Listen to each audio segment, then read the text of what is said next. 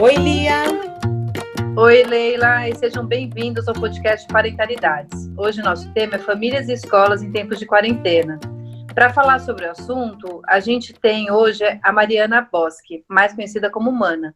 Ela é pedagoga, com especialização em neurociência, educadora parental, coautora dos livros Educando Filhos para a Vida e Conectando Pais e Filhos, entre muitos outros predicados. Mana, seja bem-vinda, e a gente queria que você contasse um pouquinho da sua trajetória. Tá bom, obrigada, Lia, obrigada, Leila, pelo convite. Bom, como você já falou, sou pedagoga, eu trabalhei cerca de 15 anos aí em escolas na área de educação infantil, comecei como auxiliar, como todas nós começamos, e no final estava como coordenadora de uma escola bilíngue em Indaiatuba, e foi lá que eu conheci a disciplina positiva.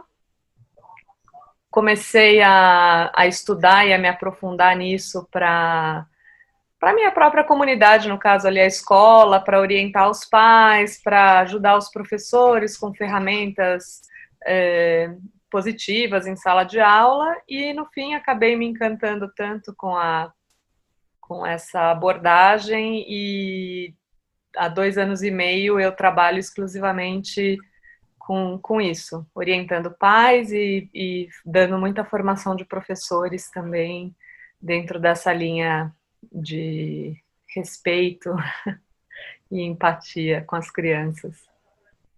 Muito legal, Mana, bem-vinda.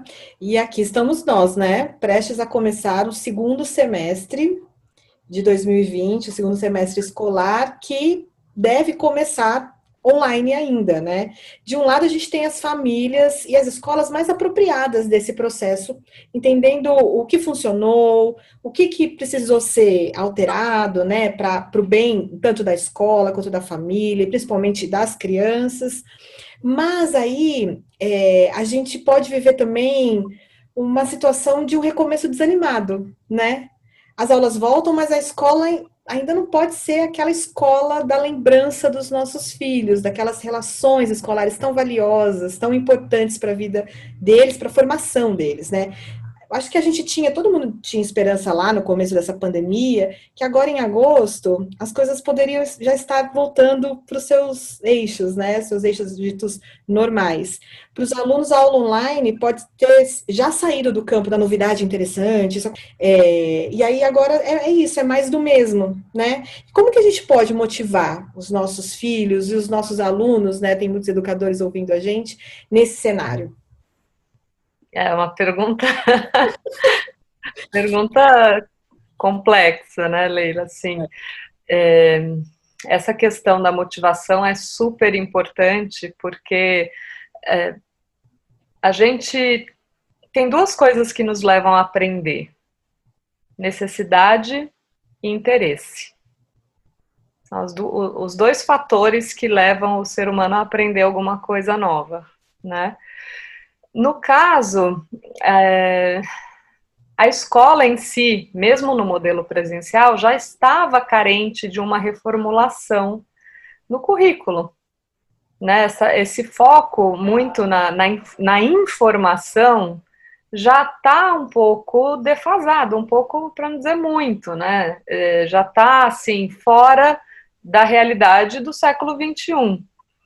Né, o José Pacheco, que é um educador da Escola da Ponte, que fala, né, a gente tem uma escola do século XIX, com professores do século XX e alunos do século XXI.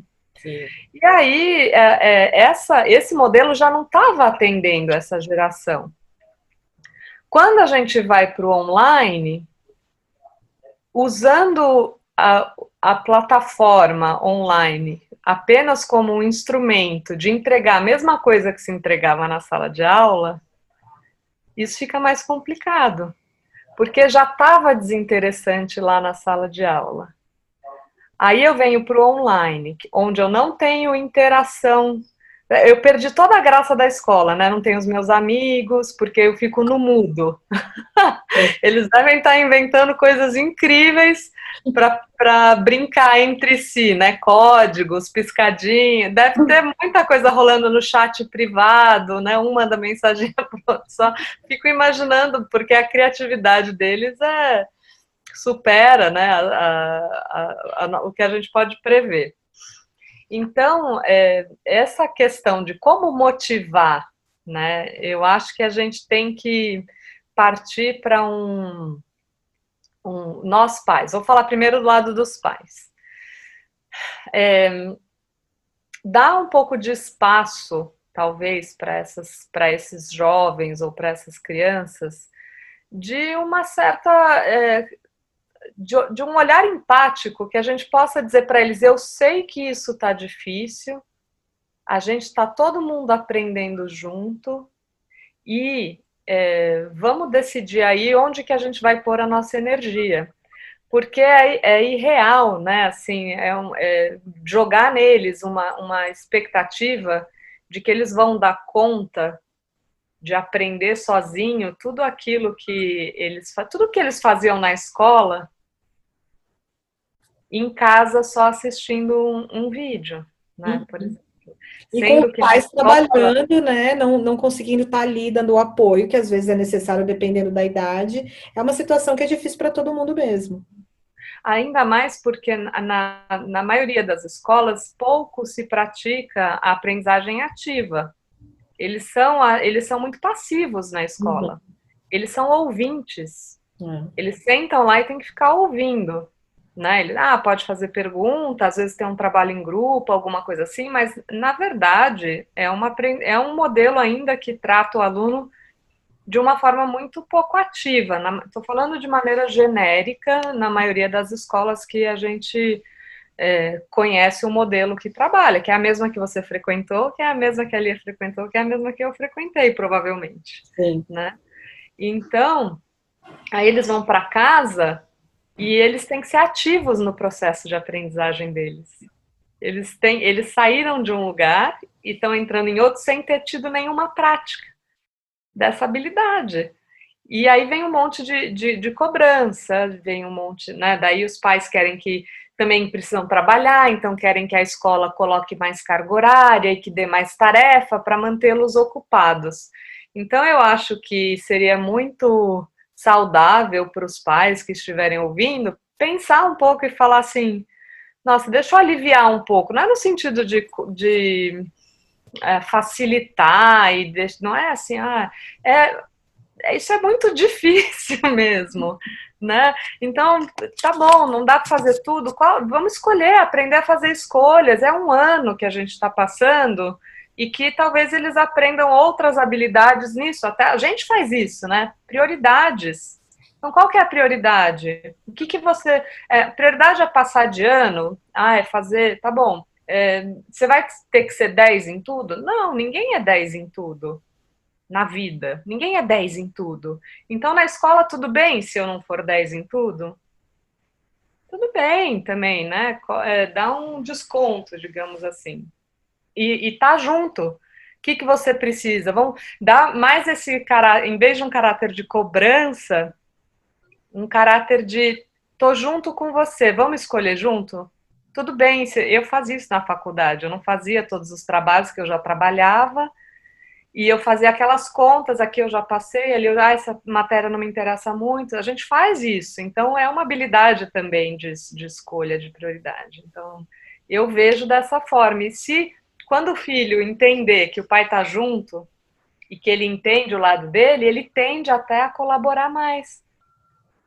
Porque ele fala, não, né, uma coisa é você trabalhar sob pressão e ter o pai ali mandando, que isso espana, faz a pessoa ficar, eu não quero fazer, porque eu estou sendo mandado, ninguém gosta de ser mandado, né? E a outra fala assim, não, vamos juntos, vamos superar isso junto, onde eu posso te ajudar? Qual dessas matérias você dá conta sozinho? Vamos marcar todo dia, sei lá, 5 da tarde, é nosso horário, da gente olhar junto, o que você está precisando de ajuda, se eu conheço algum livro que pode te ajudar, a gente assiste algum vídeo junto. E eu vou ter que aprender junto com você, porque eu não lembro nada disso, para comprovar que o sistema é falho. Porque se fosse bom a gente lembrar. Exato. É. E aí tem outras, enfim, tem plataformas disponíveis com conhecimento, né? Quando a gente fala que a escola precisava já se reinventar, né? Essa coisa, tem vários modelos, tem a sala de aula invertida, metodologias ativas, instrução diferenciada, tem um monte de novas metodologias, novas para nós, né? Porque já estão aí no mundo há um tempo, que a gente não tem como cobrar isso dos pais. E para os professores, que já estão tendo que aprender uma coisa nova, que é o uso da tecnologia para transmitir, né? Eu acho que no começo era demais pedir isso deles, porque eles estão realmente, eu consigo ver o lado deles de sobrecarga, eu tenho muitas colegas que são professoras, né? E assim, a minha irmã também, a carga de trabalho aumentou muito. Então, às vezes, a sensação dos pais é de que os professores não estão fazendo nada, e, na verdade, eles estão trabalhando o dobro, o triplo, de horas mesmo. Porque tem... a minha irmã, por exemplo, ela é professora de educação física em 2 escolas. Ela dá aula para o infantil numa escola, na outra escola ela pega Fundamental 1 e o comecinho do Fundamental 2. O que acontece? Tem reunião de departamento separado. Então, antes, ela não tinha essas horas todas de reunião. Agora ela fala assim, eu tenho 700 grupos de WhatsApp, eu não dou conta, porque é o grupo do Fundo 1 da Escola 1, é o grupo do Fundo 2, é o grupo geral, o grupo dos professores especialistas, é o grupo do português, é o grupo do inglês. E ela está em todos, porque ela é especialista.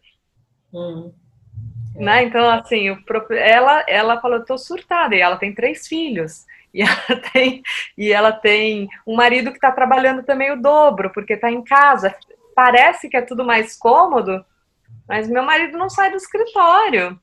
Então, mas não é assim, né? E para o professor também, idem, não é. E aí fica parecendo,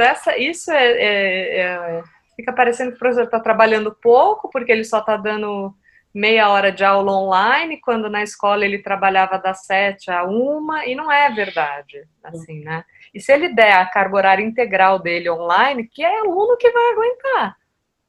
Ficar na frente do computador, sentado, pra gente é cansativo, né? Então, assim, uma criança que é sinestésica, que precisa se movimentar, que lá na escola ela tinha, né, a oportunidade de pelo menos falar assim, eu vou no banheiro, dou uma espairecida, tem um intervalo, tem a troca de professores, tem uma aula de educação física no meio. Ela tinha um momento ali de respiro, troca, né? De respiro.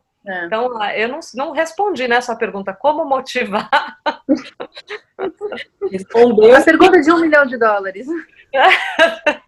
Que eu podia estar realmente ganhando $1 milhão se eu tivesse essa resposta, assim.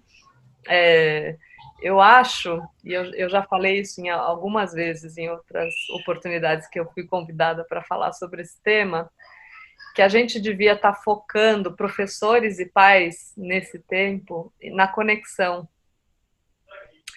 Focar em estabelecer relações mais sólidas e respeitosas e empáticas de todos os lados, porque se o professor se conecta com esse aluno, mesmo que seja online, falar assim, usar o tempo de aula não para ficar dando conteúdo. Se ele quiser conteúdo, tem no YouTube. Ele acha alguma coisa relacionada ao tema. Não precisa o professor ficar inventando e gravando aula. Tem um monte de aula pronta, gente. O Khan Academy tem todas as aulas em português, de todas as aulas que você quiser, de todos os temas, baseados no nosso currículo, na BNCC, ali tem tudo. Agora, a conexão não. Se eu usasse esse tempo para discutir com eles, o que você está sentindo? Como está sendo a pandemia para vocês? O que vocês esperam da escola quando voltar?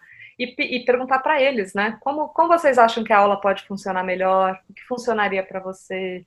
O tipo de avaliação, por exemplo, pode ser eles gravarem um vídeo, eles podem entrevistar um parente distante, fazer pesquisa. Tem outras, né, assim, pensar um pouquinho fora da caixa para engajar esse aluno de uma forma mais ativa e menos de ficar na frente do vídeo com o microfone desligado assistindo a Com a aula, porque câmera se ele quer fazer desligada, às isso, vezes.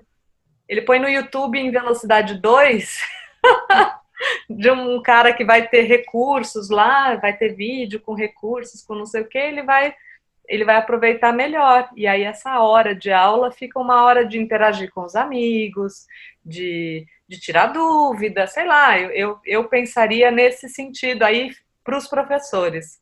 Para os pais é essa coisa de estar perto, dar uma aliviada, conectar e falar, você não precisa ser bom em tudo, onde eu posso te ajudar, vamos fazer junto, essa aqui não quer fazer, tudo bem, ninguém vai morrer por causa disso. E para os professores, talvez inverter um pouco essa lógica, que o conteúdo tá aí, né? Tem podcast para quem gosta de ouvir, tem vídeo para quem gosta de assistir, tem texto para quem gosta de ler. Material não falta, né? E as crianças têm demonstrado essa necessidade de conexão, né? Eu percebo pelas aulas do meu filho, ele tem uma parte gravada e sempre 2 aulas por dia, uma especializada, né? Ou artes, música, enfim, educação física, e a outra com a professora de sala mesmo. E há essa necessidade de todas as crianças de contar qualquer coisa.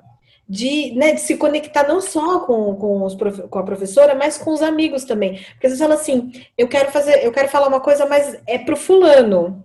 Então ele quer complementar o que o amigo disse, aquela interação que teria dentro da sala. E o professor tá com essa abertura, né, de deixar isso acontecer, e também a escola falar com os professores, orientar os professores, deixem isso acontecer, isso é muito importante nesse momento. Você tem toda a razão, conexão, relações, é o que a gente tem que estar focado agora mesmo. E essas habilidades, né, que servem para a vida inteira. Então, a gente está passando por um período que mexe muito com as nossas emoções, né, e com a família toda, estando em casa o tempo todo, tendo que saber dividir espaço, tendo que saber dividir tempo, tendo que saber fazer escolhas também, tá? Acho que é hora mais de ensinar sobre isso. E quantas coisas não dá para fazer de casa, de solidariedade mesmo, que essas crianças poderiam fazer. Tem aplicativo para tudo hoje nessa vida, né? Assim, tem aplicativo de rifa, eles podem aprender a fazer, por exemplo, uma campanha para angariar fundos para alguma, sabe? Para a comunidade, para pessoa, pensar mais no real. Esse conteúdo aí tão distante da gente, tão antiquado às vezes até, né? Também que a gente não consegue colocar em prática. Pensar em coisas mais práticas nesse momento, sei lá, de revisitar a sua história da família, de sair um pouco Do currículo, né? desse currículo tão Ficar fechadinho. preso. Uhum. E pensar... coisas relacionadas ao momento, né? Não coisas descoladas do momento, né? Exato. Porque eu acho que isso faz diferença no engajamento das crianças menores, dos maiores, enfim. Puxando até esse gancho, Mana, o que a gente tem visto, né? Que, na verdade, assim, escolas e famílias deveriam ser parceiras, porque, afinal de contas, a escola que você escolheu para o seu filho, para sua filha, não foi à toa, né? Foi porque ali você enxerga os mesmos valores que você pratica em casa, enfim, a ideia é que aquilo lá seja uma comunidade e que é praticamente a segunda casa do seu filho, né? De sua filha, passam muitas horas lá, né? Então é importante que haja essa parceria, mas o que a gente tem visto durante essa quarentena é que muitas vezes famílias e escolas estão em campos opostos, né? E famílias reclamando da escola, a escola, né, sem saber o que fazer, ou as famílias reclamando que ou tem muita tarefa, ou tem pouca tarefa, enfim, parece que nunca tá bom. Então, a gente fica pensando que, claro, né, todos os lados têm suas dores, está difícil para todo mundo, né, a gente enxerga isso, né, mas qual que você acha que seria o melhor jeito de alinhar as expectativas, né, desses dois lados, para que, pelo menos, nesse recomeço online, seja um processo mais suave? Não sei se é possível também isso ser, mas enfim. Eu acho, já no presencial, eu sempre fui muito a favor de envolver os pais o máximo possível nas escolas onde eu trabalhei. Então, eu, por exemplo, sempre trabalhei em educação infantil, eu questiono muito as escolas que não deixam os pais entrarem para entregar os seus filhos na sala de aula. Eu acho isso esquisito, porque eu também você vai levar uma criança tão pequena e você tem que deixar na porta, na mão de uma pessoa desconhecida que vai encaminhar ela até a professora, que é a pessoa de referência dela, né? Quanto menos etapas a gente tiver, mais fácil é essa adaptação para todo mundo. E o que a escola está escondendo? Fica parecendo assim, né? Por que eu não posso entrar?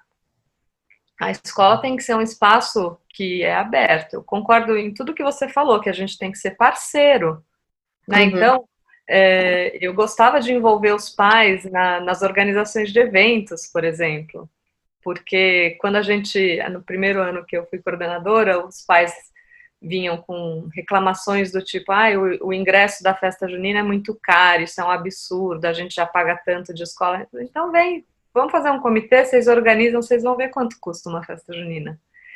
E aí, trazendo eles para dentro, a gente consegue até reduzir o custo da festa, porque eles têm contatos. Por exemplo, né? Então, eu conheço uma ONG, eu não sei o que, a gente foi fazendo e a festa ficou mais barata e a gente conseguiu reduzir o custo da entrada. Mas a escola não tem lucro em cima desse evento. Pelo contrário, normalmente tem prejuízo, tem custo, né? Não é prejuízo, mas assim, tem um custo para a escola que só o ingresso não paga. Mas eu trazendo os pais para dentro, eles conseguem enxergar o outro lado também. Né? Isso não é óbvio para todo mundo, de que a escola e o pai são parceiros, né? Então, desde o advento do WhatsApp, é complicado, porque aí tem o grupo das mães, que raramente inclui os pais, normalmente é só mães, que rola esse clima de crítica, e aí você fala assim, mas eu tô aqui, vem falar comigo, né? Me traz a sua questão.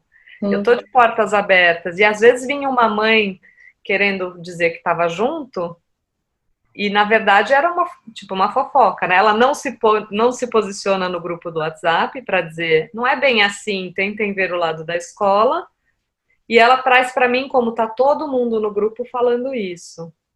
E aí você fala, tá todo mundo falando isso, então eu vou chamar uma reunião e dizer que você trouxe esse assunto à tona como pauta, posso? Não, veja bem, esse todo mundo também não é assim, todo mundo. Não é todo mundo, se você olhar bem no grupo, não é todo mundo, né? Então eu acho que assim, respondendo a sua pergunta, né? A escola ter a postura de acolher esses pais e de abrir. Eu participei de uma reunião com pais de uma escola que era um convite da coordenadora para que eu falasse para os pais sobre isso, como ajudar, como estar por perto sem pressionar e não sei o quê. Além de eles chamarem um profissional por semana para falar com eles tinham mini grupos de estudo. Então, olha, os pais dos adolescentes estão com essa questão, aí faziam um mini grupo que se encontrava regularmente, tá junto. A escola mostrar também, dentro da comunidade da escola dos pais, vai ter pai especialista em coisas, vai ter psicólogo, vai ter gente que vai poder trazer, sei lá, conhecimento de mindfulness, vai ter gente que pode ajudar com ferramentas até de tecnologia, por exemplo. Então, quanto mais eu puder fazer da escola, trazer para a escola esse senso de comunidade, eu acho que menos essa sensação de que a gente está em lados opostos, né? Que para a criança é muito ruim. Sim, sim. Assim, eles vão perceber o que disso? A minha mãe me obriga a fazer as coisas da escola, mas vive falando mal, porque eles ouvem tudo. Uhum. Então, se você está reclamando com a amiga que a escola não faz nada, porque é isso, que é aquilo, a escola é um lugar... A minha mãe não gosta da escola, por que eu tenho que gostar? A criança apropria até o discurso da mãe, né? Exatamente. Então, a gente tem que tomar muito cuidado, porque se aí por algum motivo a gente não está satisfeito, ou eu tenho que ser aberta e transparente com a escola e procurar, ou eu tenho que mudar de escola.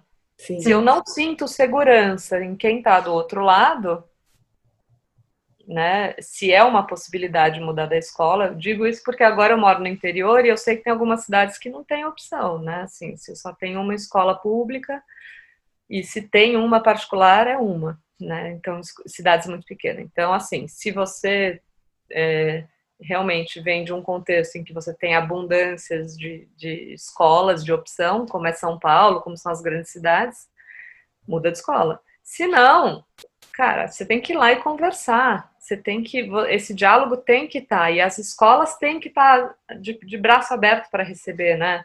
Eu acho que é uma comunidade, isso é comunidade. Todo mundo participa. Tem decisões que são do especialista. Aí que está o engano.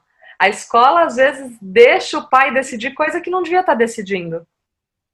Por exemplo, quanto de tarefa a gente vai dar na pandemia? Ai, os pais estão reclamando, ai, os pais estão cobrando. Ai. Mas quem é o especialista e vai falar, olha, eu sei, eu entendo, só que agora nesse cenário isso vai sobrecarregar o seu filho, ele vai ficar estressado, ele vai, né? O especialista tinha que bater mais o pé em algumas coisas.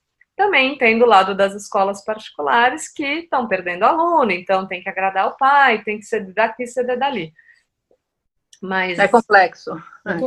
eu acho que nada melhor do que eu acho que deveria partir da escola, abrir esse canal de comunicação, inclusive para os alunos. O que está funcionando? O que não está funcionando?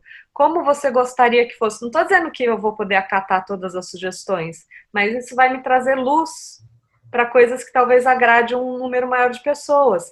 E por que a aula tem que ser a mesma para todo mundo, ainda mais na pandemia? Por que eu não posso deixar que o aluno, já que ele tem que ser independente, que ele busque a melhor forma de aprender? Que nem eu falei, se ele quer ouvir um podcast, às vezes ele é fluente em inglês, imagina o tanto de coisa que ele não pode ouvir de outras fontes. Depois ele me comprova que ele aprendeu aquele conteúdo, gravando um vídeo, gravando um áudio, fazendo um texto, botando em prática, pensando sei lá, né? Tem mil maneiras de fazer, principalmente com os maiores, que já têm uma certa autonomia, uma consciência da forma que eles aprendem melhor, e dá até para fazer trabalho em grupo nesse sentido, né? O que a gente está fazendo aqui é um trabalho em grupo, eles podem criar um podcast, imagina se não, para os próprios colegas, cada um entrevista um amigo, tem tanta coisa que dá para tirar proveito, né? Já que estamos inseridos nesse momento em que a tecnologia é meio, né, para que as coisas aconteçam, tirar proveito dela, né, também. E eles são tão mais instruídos nisso do que a gente, que se eles tiverem a oportunidade de falar, um vai fazer um blog, outro vai fazer um podcast, o outro vai fazer um canal do YouTube, o outro eles vão fazer assim, ó. Assim, e animados, né? Vão ganhar dinheiro com isso. E aí que tá a motivação. Eles sabem mexer, eles querem aprender a mexer com ele. O que é útil para eles? A gente não reclama que eles estão o tempo todo lá, né?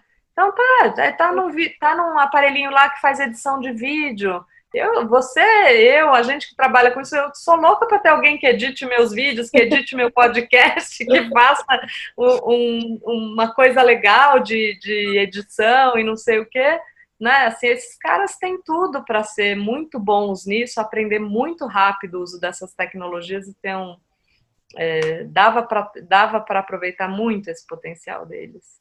Ô, Mana, até seguindo nessa linha do que você está falando, talvez essas tantas possibilidades estejam entre os maiores aprendizados que as escolas podem ter ou estão tendo nesse período, né? Você citaria algumas outras aprendizagens e também, na sua opinião, você que é uma pessoa que tá, né, conhece professores e está dentro das escolas e os pais, quais os maiores desafios? Bom, acho que a gente falou vários desses desafios, né, dessa adaptação, era transpor um modelo que já tá, não está suficiente mais, e não é culpa do professor, tá? Eu gosto de deixar isso muito claro, porque eu sei o quanto o professor trabalha e ele às vezes não tem tempo de se atualizar. Quem deveria ser responsável por isso é as faculdades de educação, que tem um modelo bastante antiquado até hoje, né? O que a gente deveria aprender na faculdade era um jeito novo de fazer. Como? Com o professor fazendo desse jeito novo, mas eles fazem do jeito mais antigo possível, tentando ensinar para a gente aquilo que é novo. Então a gente fica só no plano das ideias. Eu tive a sorte de trabalhar numa escola internacional em São Paulo, que trazia muitos treinamentos, investia muito na nossa formação. Tudo que eu aprendi lá. Sim. Eu fazia cursos, cursos inclusive no exterior, que eles investiam em mim, não em mim, todos os professores, e eles traziam também os treinamentos para dentro da escola. Então, assim, eu sou super empática com o professor, porque eu sei que não dá tempo e o cara não tem dinheiro para fazer todos os cursos que ele gostaria. Não tem nem o tempo e nem o dinheiro. Então, é papel das escolas, principalmente as escolas particulares, de reinvestir. E aí, nesse cenário, na hora que eles se viram aí no momento, eu tenho que passar isso para online. Para onde foi o investimento? A plataforma, né? Exato. Para dar conta de, né, acesso a milhares de alunos. O professor está tendo que se virar sozinho, de editar os seus próprios vídeos. São poucas as escolas que editam o vídeo para o professor. O professor grava, ele edita e ele tem que mandar até o dia tal para a coordenadora olhar, para ver se isso. E outra, olha a invasão. O cara que está acostumado a ter o reino dele lá, né? Ele fecha a porta e faz o que ele bem entende, que eu não acho certo essa prática também. Eu acho que as escolas tinham que ter um costume de ter as portas mais abertas, né? Eu posso entrar a hora que eu quiser com um visitante, eu como coordenadora para assistir uma aula, e ninguém tem nada para me esconder, mas não é o que acontece. Ele fecha a porta e aquele é o reino dele. Quando que você teve a oportunidade de assistir um professor do seu filho em ação? O quanto isso pode ser intimidador para uma pessoa que talvez seja mais tímida, que está no começo da carreira dela, que morre de vergonha de fazer reunião de pais, e agora ela sabe que ela está dando aula e o pai está ali do lado. Será que eu errei alguma coisa? Será que eu falei alguma coisa errada? O que será que ele está esperando de mim? Não é só ele, são 20 pais. Eu acho que esse é um desafio grande para o professor, que é ter o seu trabalho tão exposto e sujeito a tantas críticas, e eu sei de professores que foram demitidos, eu sei de professores que foram duramente criticados, sem a gente... Imagina uma senhora que estava perto de se aposentar, que é professora, e de repente nunca na vida fez uma videoconferência com ninguém. E aí quanto isso já é desafiador para ela não sabe que botão ela tem que apertar para silenciar os alunos, ela não sabe, ela está tendo que pedir ajuda para o neto, para o filho, e ninguém pode visitar ela porque ela é idosa, sei lá, estou pensando no pior dos cenários. Então, assim, acho que esse desafio do professor é real e enfim, qual que era a outra pergunta? Falei demais aqui. Imagina. As aprendizagens, né? Que a escola e a relação mesmo, escola, pais, acho que isso você já falou da relação entre os pais e a escola, que tomam aí uma nova dimensão, né, nessa pandemia, mas das aprendizagens que a escola também pode tirar desse momento todo, de tudo que tem acontecido. Eu volto a falar nessa questão de olhar para novas metodologias. Então, de repente, agora sabendo que a gente vai viver mais um semestre, provavelmente dentro, né, esses primeiros meses foram assim para colocar o barco em movimento, digamos assim. Né? Não sei o que fazer. Ah, tá bom, ouvi falar do Zoom, eu ouvi falar que tem isso, ouvi falar dessa plataforma, ouvi falar, gente, desculpa, cada um já agora tá, todo mundo já sabe mais ou menos o caminho. Agora talvez pensar, mas será que dá para fazer ainda diferente? Essas coisas que eu estava falando, de como eu posso fazer o meu aluno ser mais ativo no processo dele de aprendizagem. Será que tem alguém falando aí de metodologias ativas para aprendizagem online? Eu sei que tem. Tem gente falando disso. Né? Onde que eu posso investir agora, sabendo que isso é a nossa realidade agora, para engajar mais os meus alunos, sair um pouco desse sistema tão unilateral, né? O professor fala e o aluno é passivo. Deixa eu ver se tem um jeito de eu fazer diferente. Porque tem, gente. Dá para ser muito criativo mesmo. Eu dei várias ideias aqui, e em pouquíssimo tempo, se a gente parar para pensar juntos, fazer um brainstorming, a gente consegue fazer diferente, aprender com gente que já está fazendo. E gente que já está fazendo, tem várias pessoas com quem a gente pode aprender que já mudaram as suas práticas, né? Porque aí quando voltar, o aluno também volta, será que ele vai conseguir dar conta do modelo antigo? A gente tem que se fazer essa pergunta. Uma boa pergunta, né? Ô, Mana, falando um pouquinho sobre como as coisas estão em casa, né? Como foi e como provavelmente continuará sendo, a gente como pai e mãe, a gente não tem que se colocar no lugar de professor dos nossos filhos, né? Mas quando está tudo muito junto e misturado, também fica difícil fazer essa separação. E aí a gente de repente tem um filho, uma filha que tem dúvidas, que tem dificuldades. Como é que a gente lida com essas crianças em casa? Qual que é o nosso papel, no final das contas? E uma pergunta... Eu já me vi, sabe, falando assim, mas eu não sou sua professora, sabe? Tipo, não me coloca nesse lugar de eu ter que ficar explicando, porque não tenho didática, não é meu papel mesmo, né? Mas às vezes as coisas, tá tudo muito confuso, tá tudo muito misturado, então, enfim, não sei como, né? Que a gente pode fazer para dar suporte sem assumir essa função. E até complementando, Mana, a pergunta da Lia, que é muito, muito interessante, porque é a dúvida de muita gente. Deixa o filho mandar a resposta errada para a professora? Vou responder a sua, que é mais fácil. Depois eu respondo da Lia. A sua é um sonoro sim. Sim, porque o erro faz parte do processo. Quando a gente corrige o nosso filho, em qualquer momento, tá? Então, digamos que ele é pequenininho, tá aprendendo a ler e escrever, escreveu casa com Z. E você fala, não é com Z, filho, é com S. Isso não significa que ele aprendeu que a casa é com S. Ele foi lá, apagou e pôs o S.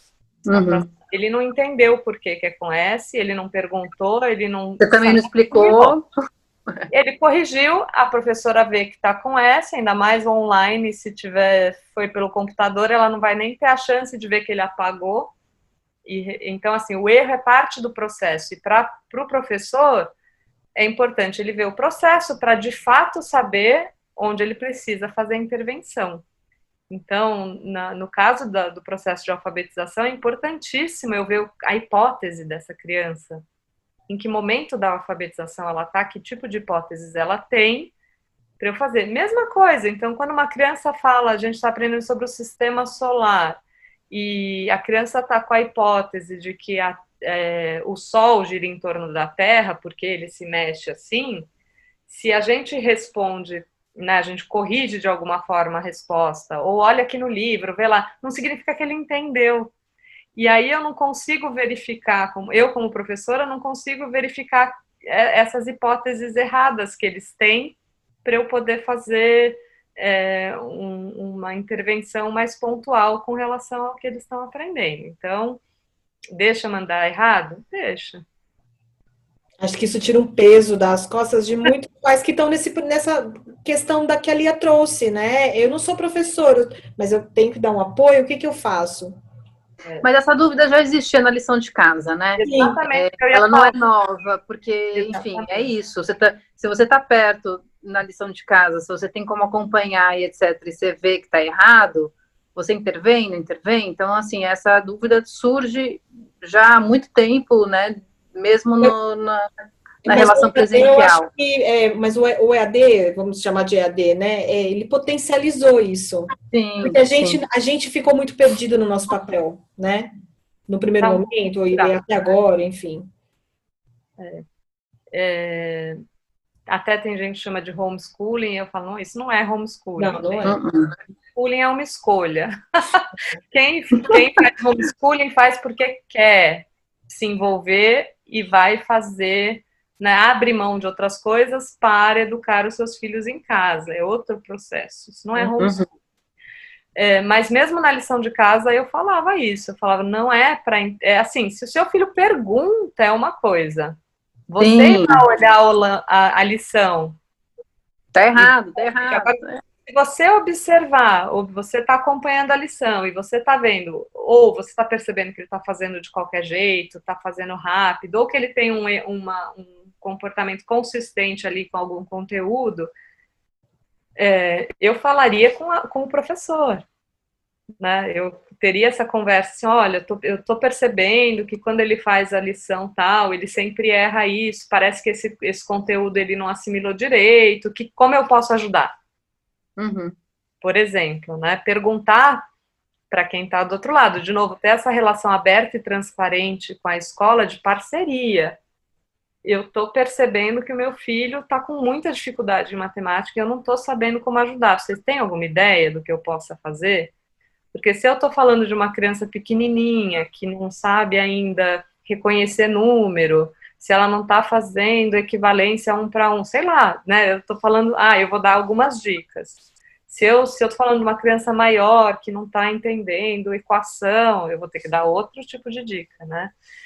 Agora, quanto à sua pergunta, Lia, de até onde vai, né? Eu não sou professora do meu filho. Eu não sou professora da minha filha. Por mais que eu seja pedagoga, eu tenha muita experiência com crianças. Mesmo nos casos de professores que têm filhos que estão nessa situação, quer dizer, eles não estão na função de professores com seus filhos, né? Eles podem ter a experiência da didática, etc, mas não é essa função que eles desempenham com aquela criança especificamente, né? Exatamente. Então, eu não sou a professora da minha filha, eu sou a mãe dela, né? No meu caso aqui, não vale nem a pena eu trazer à tona, porque a escola dela fechou. Então, ela não está tendo nada. Nossa. E eu não estou fazendo nada com ela com relação a isso, porque ela tem 5 anos, ela estaria sendo alfabetizada se estivesse na escola, e para falar bem a verdade, eu estou achando ótimo que ela está ganhando mais um ano de infância. Ela está construindo coisas com caixas, ela em nenhum momento me pediu para aprender a ler e escrever. Porque se ela tivesse pedido... Mas ela já seria alfabetizada, né, se ela estivesse na escola? Seria o último ano dela do infantil. É nessa idade que eles estão alfabetizando hoje em dia. Nossa, na escola das minhas filhas não começou com 5 anos.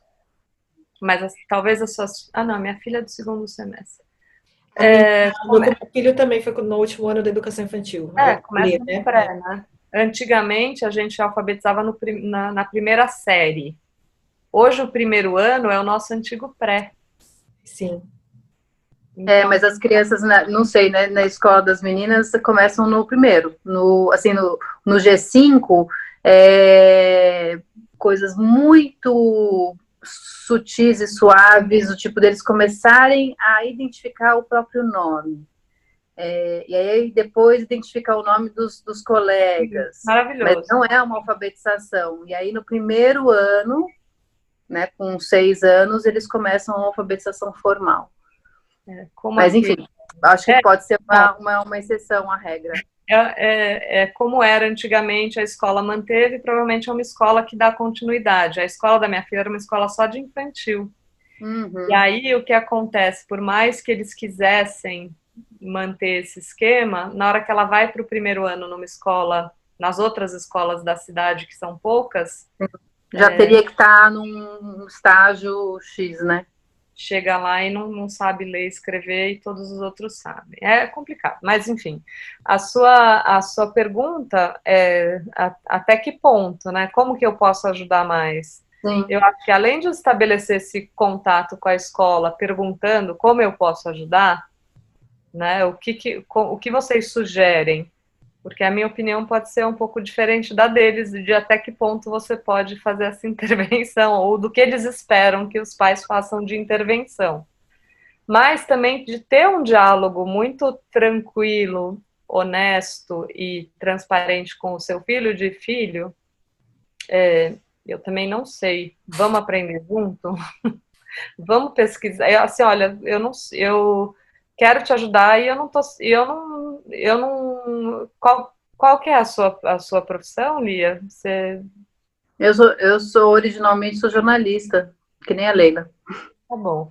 Eu sou jornalista, o meu trabalho, né? Eu faço meu podcast, eu falo com as mães e, cara, não lembro muita coisa de, sei lá, de geografia. Mas vamos olhar junto? Como você acha que você gosta de aprender melhor? Quer assistir? Vamos jogar no Google, ensinar ele a procurar até as informações que ele precisa e estar junto para esclarecer dúvida. Dá um pause e fala, o que você entendeu?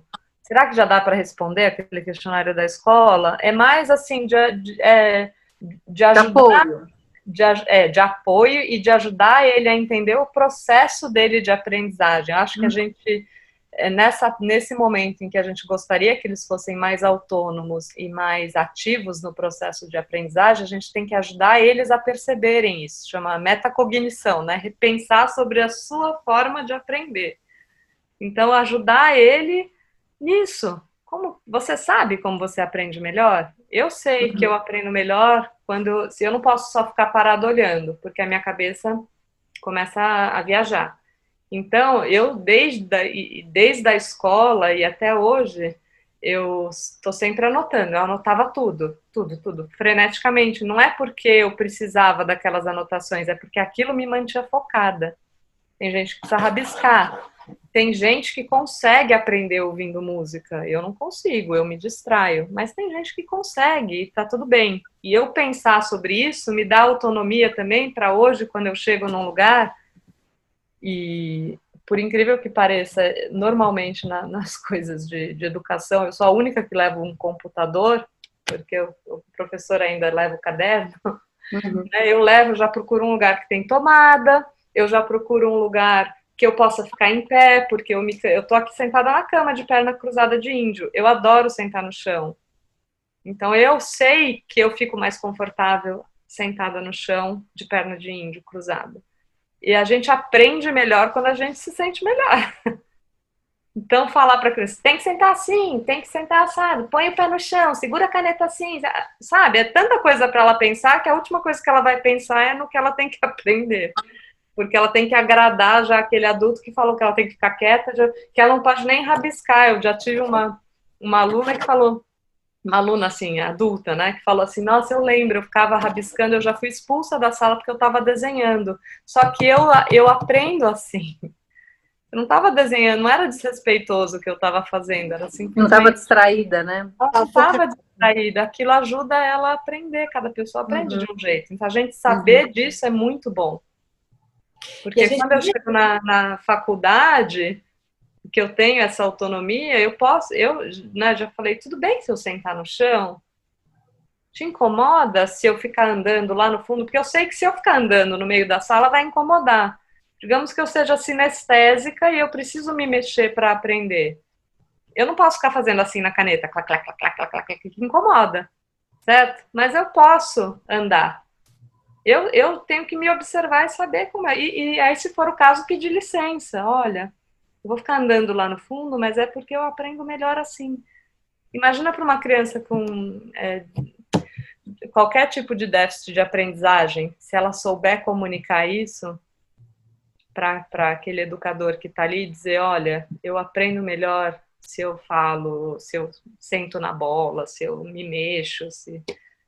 Por que todo mundo tem que sentar igualzinho, né, na cadeirinha, com o pé no chão, com a coluna reta, sei lá eu, o que se pede hoje em dia? Pode ficar sem sapato, pode. Aprende melhor sem sapato, inclusive. Eu acho que eu tenho visto assim algumas crianças, meu filho às vezes, nem sempre, também se movimentando muito durante as aulas, e não significa que não está prestando atenção, não está aprendendo, porque na hora que a professora pergunta, responde, dá a resposta correta, mas né, como você vai exigir que uma criança fique sentada, sei lá, aqui em casa na mesa de jantar para fazer as aulas? Ela fica com a parte sentada, a outra perna está no chão, enfim. Eu acho que a gente tem que também se libertar dessas coisas, né? Da nossa época mesmo. Porque agora a gente está acompanhando esse processo de aprendizado deles. Eu não sei como é na escola, como era na escola.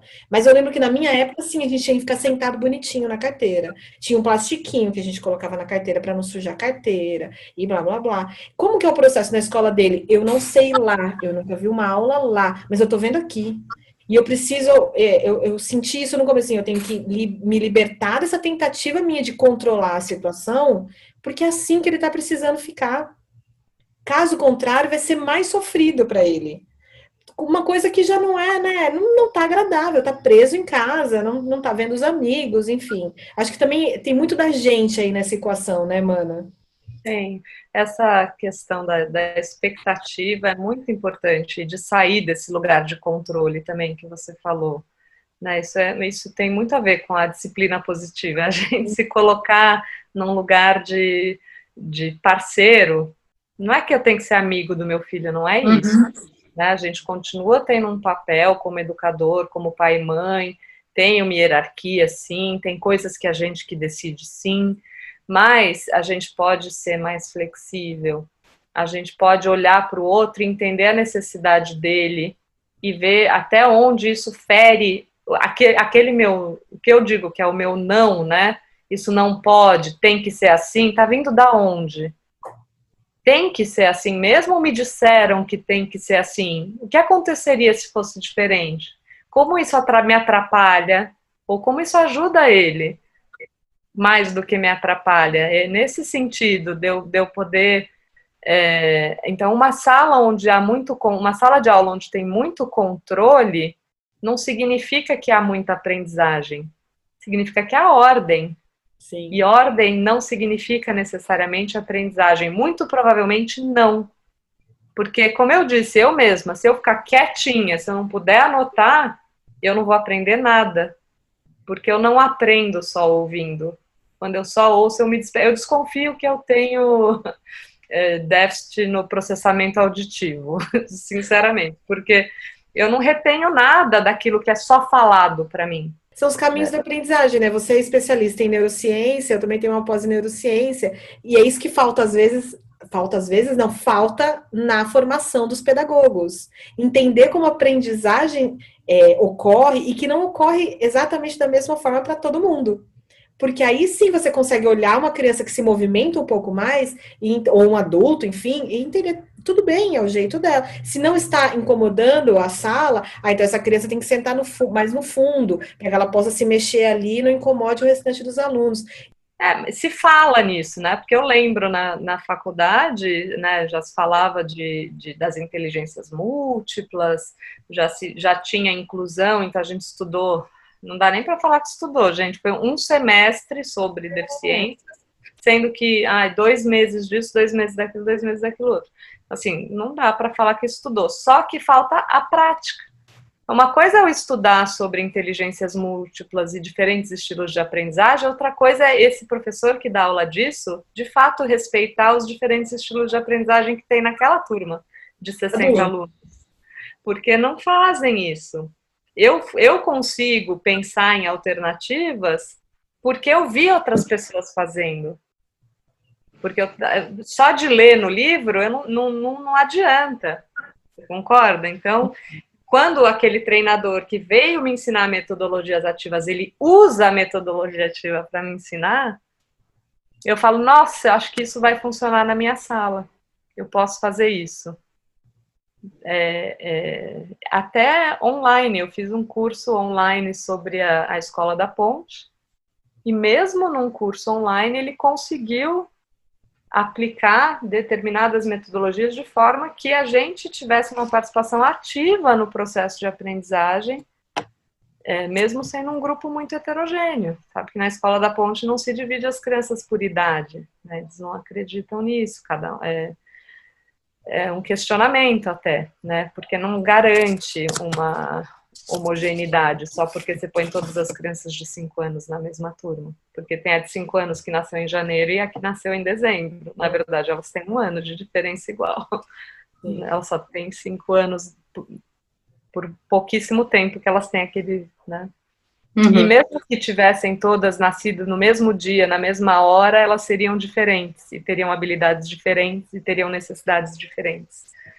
Então, não é isso que vai ajudar a deixar a coisa mais homogênea. Então, quanto mais a gente souber respeitar as necessidades individuais de cada um, como mãe, ou como professor, e tiver um diálogo mais transparente, mais aberto, mais acolhedor, eu acho que a gente consegue. A criança percebe, ela está esperando aquele controle, né?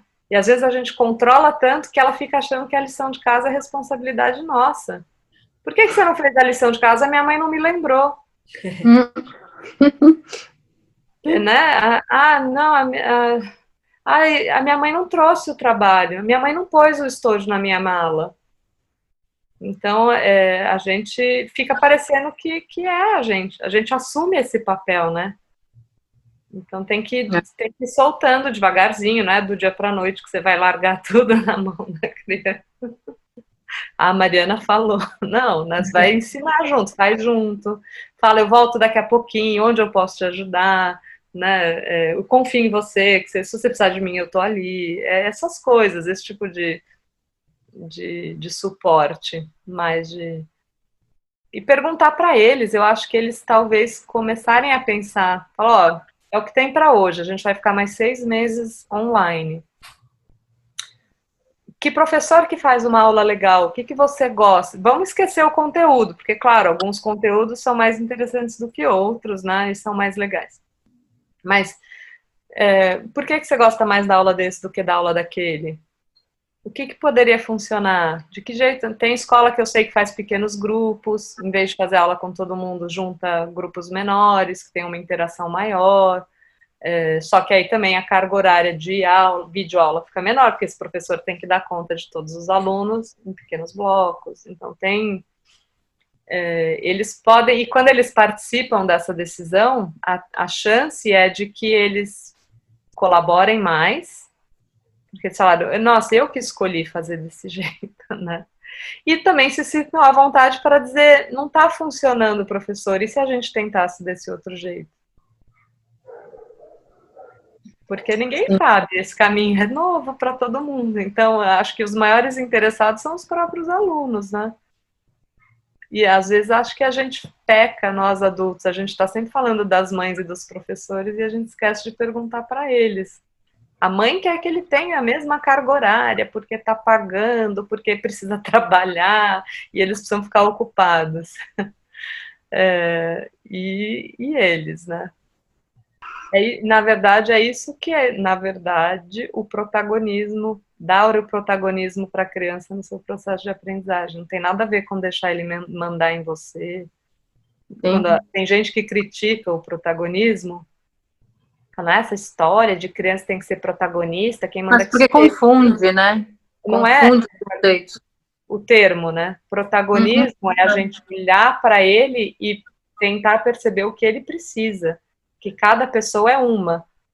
Então, o que funciona com uma criança não funciona com a outra necessariamente. Né? Então, eu colocar ele como... Se ele é meu protagonista mesmo, eu pergunto. Como você aprende melhor? Qual das minhas aulas foi a que você mais gostou? Por que você gostou? O que funcionou? O que não funcionou? Quanto tempo você acha que tem que ser a aula? Quanto tempo você acha que tem que ser o intervalo? Vamos ouvir. Ouvir, ajudar a fazer eles a pensarem sobre isso, porque é muito... E aí a gente está rompendo com um ciclo que é muito forte, cultural, aqui no Brasil especialmente, que é da crítica vazia, né? Eu reclamo e eu não apresento soluções. Essa aula é muito chata, esse professor, porque o computador, e nunca tá bom. Eu falo, não, calma, tô te ouvindo. O que você sugere? Não sei, você que é o professor, você que tem que saber. Não, mas você que é o aluno. Eu quero Como é que você gostaria que fosse, né? Como você gostaria que fosse? Se você tivesse uma varinha mágica que você pudesse fazer de qualquer jeito. Eu queria que fosse de 1 minuto. Tá, e como você acha que você pode aprender qualquer coisa em 1 minuto? Aí a gente vai questionando. Sim. Para falar assim, tá, essa ideia que você deu seria maravilhoso. Também quero a pílula do conhecimento, né? 1 minuto. Mas, e de verdade, como isso funcionaria? Você tem alguma ideia? Porque é daí que vem as ideias, as grandes ideias, né? Desses questionamentos de ideia, de criação e tal. Então, reclamar, todo mundo sabe. Então, me fala, tá bom, o que você está pensando? E isso para as mães também funciona, né? Porque a gente reclama o tempo todo, eles reclamam, a gente reclama, então para e fala, tá bom.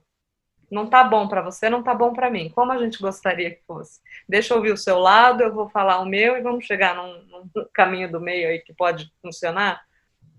Porque a gente não viveu isso, né, com as nossas mães, então é difícil fazer também. E ninguém passou por uma pandemia na infância, então também é difícil se colocar no lugar deles e tentar entender o que eles estão passando. Por isso que acho que a gente tem que conversar muito mesmo. Que bom que a gente tem esses espaços, né?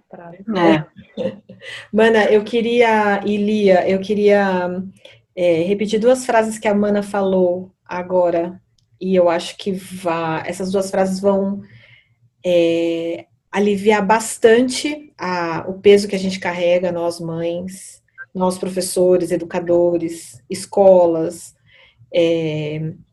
e dar para as crianças essa autonomia que eu acredito que seja o maior legado que elas possam levar dessa pandemia, dessa quarentena, dessa nova realidade.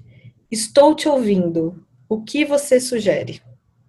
Mana, eu queria te agradecer demais. Foi uma conversa incrível. Adoro falar de educação. Acho que, né, Lia, sanou muitas dúvidas de mães e pais e professores, educadores. E eu te convido para voltar em breve, Mana. Foi incrível mesmo. Muito obrigada. Obrigada a vocês. Eu também adoro falar sobre isso. Pouco, né? Se deixar falando.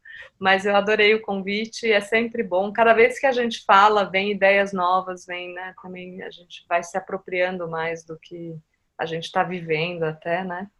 Então, claro, aceito o convite, posso voltar a qualquer momento. Obrigada. Obrigada, Mana, por ter aceitado o nosso convite e de fato, eu acho que essa conversa vai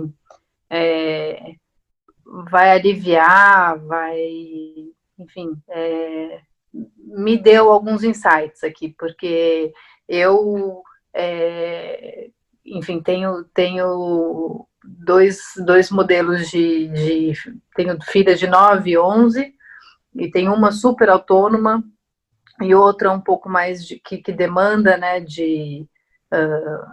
preciso de ajuda,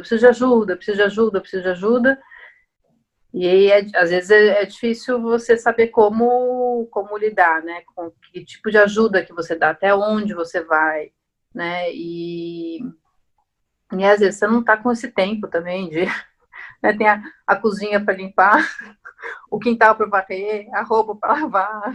Então, às vezes a coisa fica um pouco intensa, né? Enfim, então acho que deu uns... Obrigada, que acho que deu uns insights aqui que vão fazer talvez esse recomeço um pouco mais leve. Que bom. Fico feliz de ter te ajudado também, pessoalmente. Um bom retorno às aulas para todo mundo. Para você, Mana, Lia, para todo mundo que está nos ouvindo. E bora lá. Para todas nós. Até. Beijo. Tchau. O Parentalidades é um podcast quinzenal. Para ser avisado sobre novos episódios, não esquece de seguir o podcast. Se gostou, compartilhe nas suas redes sociais. Aproveita e segue a gente no Instagram. Os nossos perfis são o liavasco_educacau e o conecta.me. Tem uma sugestão de tema ou entrevistado? Escreva para a gente no podcast parentalidades@gmail.com. Até o próximo episódio.